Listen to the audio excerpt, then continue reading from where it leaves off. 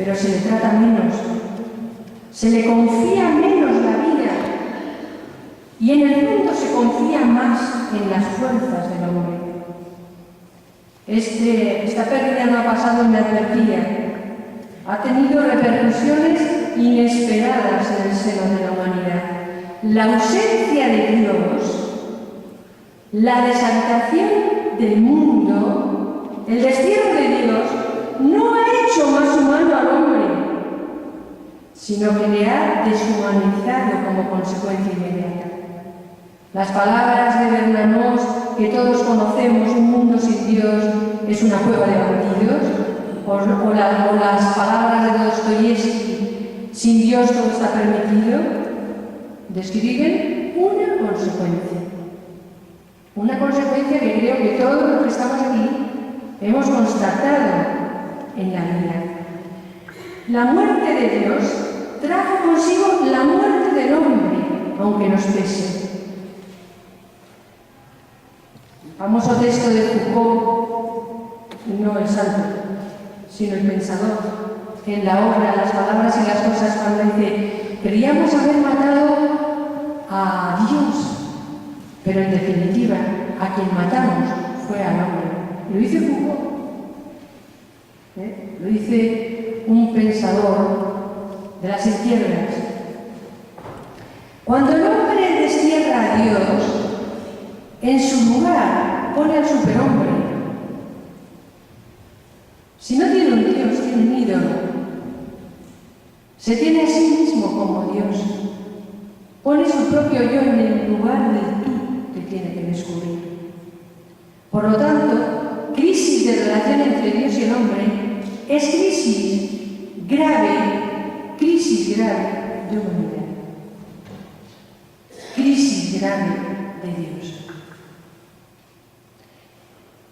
Y además es una crisis expuesta, es una crisis que ha salido a la luz, porque a lo mejor en los siglos anteriores era la crisis que se percibía en los libros, en las aulas, en los lugares de élite intelectual. Pero ese no es el fenómeno que estamos viviendo. La crisis se ha expuesto, está en la calle, es una crisis totalmente a la luz.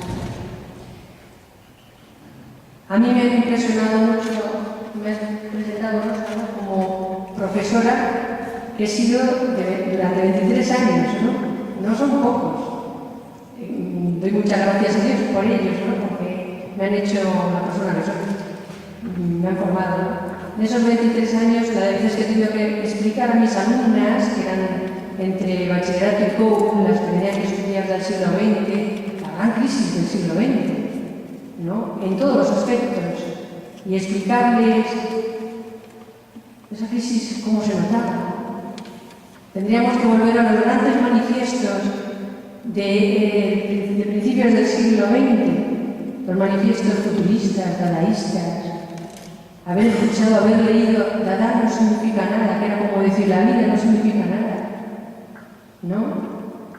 Leer a Tristan Tzara, a todos nuestros pensadores de principios del siglo XX, no hace falta remontarse a Nietzsche y a los demás, y a Schopenhauer, ¿no? Sino a estos que escribieron sus pamfletillos y que influyeron tanto en la calle, ¿no? Es mucho más interesante un coche con una capacidad de riesgo a la victoria de esa democracia. Hay que dejar ya, ¿no?, esas artes por otras artes. El lenguaje distorsionado pero expuesto de nuestros pintores del siglo XX, de un Picasso, de un Break, de un Dalí, de un Pasarelli, Bacon, el expresionismo de Kandinsky, el expresionismo de Kokoschka, es decir, una pintura que había destruido el lenguaje anterior, pero que estaba revelando realmente cómo era el hombre. Sin Dios. El hombre trágico de nuestro siglo. Un arte, una expresión de esta crisis, donde nos presentan a un hombre absolutamente irredento, sin redención posible, acabado. La vida secreta de las palabras, y vuelvo con la literatura, ¿cuántas veces nos ha revelado esto también en este siglo? Esta literatura distorsionada, sin puntos ni comas, del absurdo, de la inquietud.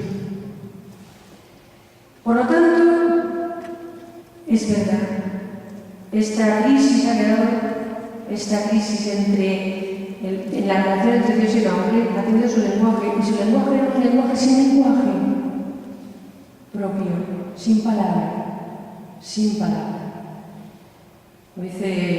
Decía el gran Blas de Otero, ¿no? Decía, si me quitan la voz, si me quitan, va relatando una lista enorme de cosas que le pueden quitar, me quita al final Blas de Otero, me queda la palabra. Pues no, al final no me queda ni la palabra con mayúsculas ni las minúsculas. Basta con ver a nuestros jóvenes como hablan, ¿verdad? Basta con verlos, que todo son palabras difusas, sintaxis sin terminar, ¿no? Recortadas, palabras tópicas, ¿no? Esto es guay del Paraguay, y no se sabe, es decir, crisis enorme de expresión, ¿no? La tercera gran evidencia, ¿no?, de esta irrelevancia de la fe en el mundo de hoy es la agresiva violencia de los últimos ateos. En los últimos tiempos destacan sobre todo los nuevos filósofos del ateísmo moderno, y volvemos a la posición de hace unos siglos, cuando decíamos que ese ateísmo era de aura y era de pensadores, y ahora igual, son filósofos, pero filósofos que se ponen en la televisión a discutir con uno, ¿no? Y que son sumamente agresivos, pero agresivos en el lenguaje y agresivos con la fe. Lo que no había sido ni los filósofos de academia, agresivos, ¿no? Digo algunos porque me parece que son importantes, son leídos fundamentalmente por intelectuales, pero han salido a la luz muchos textos rebajaditos, ¿no?, en lectura rápida, para nuestros jóvenes universitarios, para nuestros jóvenes, para la gente que el título les llama mucho la atención. Cito algunos: Richard Dawkins, En el espejismo de Dios; Christopher Hitchens, Con Dios no es bueno. Fijaos qué título, Dios no es bueno. Es interesantísimo, ¿no? A mí me parece que un tipo de estos que va por la calle se encuentra con un título de estos y fenómeno. Pero esto, ¿qué viaje tengo que hacer ahora? Que es un rollo, que cojo. Dios no es bueno. Yo creo que es verdad. Voy a ver, ¿qué razones me dan? Razones que es para leerlos. Eso es lo que tendríamos que hacer. Es decir, razones y razones. Unas argumentaciones absolutamente ilógicas, falsas. Daniel Dennett, Romper el hechizo, la religión como fenómeno natural. O Sam Harris, con El Han de la Fe. O Michel Onfray, El Tratado de la Ateología.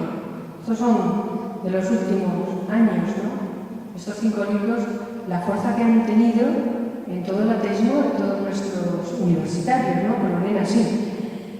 Todo esto evidencia la crisis del hombre, del propio yo, crisis en definitiva, como he dicho, de humanidad. El hombre ha perdido realmente el tú con mayúscula para el que está hecho.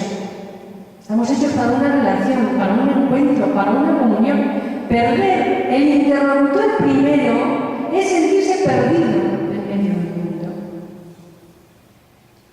Desconocido. De ahí se sigue la crisis de trascendencia. Quien falta en este mundo es Dios. Irrelevancia de la fe y irrelevancia de la presencia, ¿no? Nadie fuera, nadie dentro. Al hombre se le queda solamente su lágrima sola. La relevancia como fe, de la fe como tal. Voy a entrar en lo que nos conviene. Por lo tanto, la relevancia de la fe se nos presenta al creyente como tarea, como objetivo legítimo, como modo de expresión llamativo, relevante. La verdad, la belleza, la fuerza salvadora de la fe es relevante por sí misma. Por lo tanto, creyentes hemos de responsabilizarnos de la búsqueda de esa relevancia, la búsqueda de un testimonio significativo ante el mundo y para el mundo de aquello en lo que creemos y sabemos además que es salvífico. Dice de nuevo Benedicto XVI en la audiencia del 17 de octubre de 2012. Hoy es necesario subrayarlo con claridad. Mientras las transformaciones culturales en curso muestran con frecuencia tantas formas de barbarie que llegan bajo el signo de conquistas de civilización, la fe afirma que no existe verdadera humanidad más que en los lugares, gestos, tiempos y formas donde el hombre está animado por el amor que viene de Dios, se expresa como un don, se manifiesta en relaciones ricas de amor, de compasión, de atención y de servicio desinteresado hacia el otro. Donde existe dominio, posesión, explotación, mercantilización del otro para el propio egoísmo, donde existe la arrogancia del yo cerrado en sí mismo, el hombre resulta empobrecido, degradado y desfigurado. La fe cristiana opera en la caridad y fuerte en la esperanza, no limita sino que humaniza la vida, más aún, la hace plenamente humana y es relevante para la vida humana. Papa. Pero también unido a lo anterior, la fe no solamente es importante porque dice del hombre, sino fundamentalmente porque da al hombre una dimensión de trascendencia, un plus, un más allá. La fe no responde a las preguntas del hombre, solo. Si fuera así, si solo respondiera a las preguntas del hombre, sería algo muy justito. Sirve para responder. No, la fe es algo más. La fe va más allá de la respuesta. Es la trascendencia del hombre. Le indica y le abre unos horizontes que, por supuesto, le abren mucho más allá, ¿no? Por el contrario, es legítimo un rechazo de la búsqueda de una relevancia si se entiende como reconquista de un poder social, político, de la fe o de la Iglesia, rechazo absoluto de la relevancia de nuestra fe si se cree que es que el Evangelio no basta, que hay que adornarle con nuestras tecnologías o comunicaciones, que hay que renovarlo y ponerlo a la medida de nuestra sociedad en tantos puntos superficial y vacía. La relevancia de la fe no es para tener mayor poder, ¿no? Ni para ponerlo al alcance solo de nuestras tecnologías, de este mundo moderno que es que no son. La relevancia de la fe tendrá que ser otra, ¿no? Tenemos que admitir, por otra parte, que es costoso cuando la relevancia de la fe hasta en la vida religiosa o en la vida sacerdotal es tan pobre, a veces tan decadente, ¿no? Cuando serían quizá los elementos más visibles de esa relevancia.